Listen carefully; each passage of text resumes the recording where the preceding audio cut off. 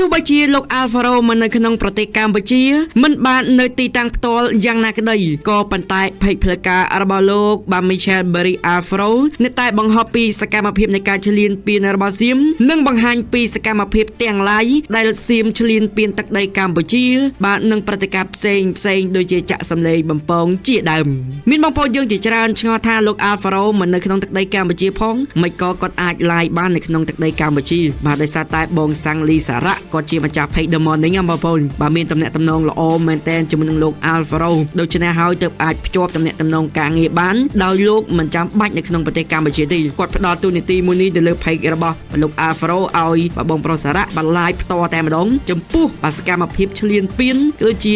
បុគ្គលមួយចំនួនបុគ្គលជ្រុលនិយមរបស់សៀមដែលវាធ្វើមកកាន់ទឹកដីកម្ពុជាធ្វើមកកាន់ប្រជាជនដូចជាការចាក់សម្លេងបំពងឮខ្លាំងមិនឲ្យបងប្អូនយើងបានសម្រានចឹងទៅអញ្ចឹងអរគុណប្រិយមិត្តយើងសម្រាប់ការតាមដានទស្សនាកុំភ្លេចចូលរួមចែករំលែកទោះបីជាលោក Alvaro នៅក្រៅប្រទេសក៏ពិតមែនបាទគាត់មិនបានក្នុងការមកផ្ទាល់ប៉ុន្តែ Page របស់គាត់នៅតែផុសពីសកម្មភាពនៃការឈ្លានពានរបស់ពួកសៀមទៅកាន់ពិភពលោក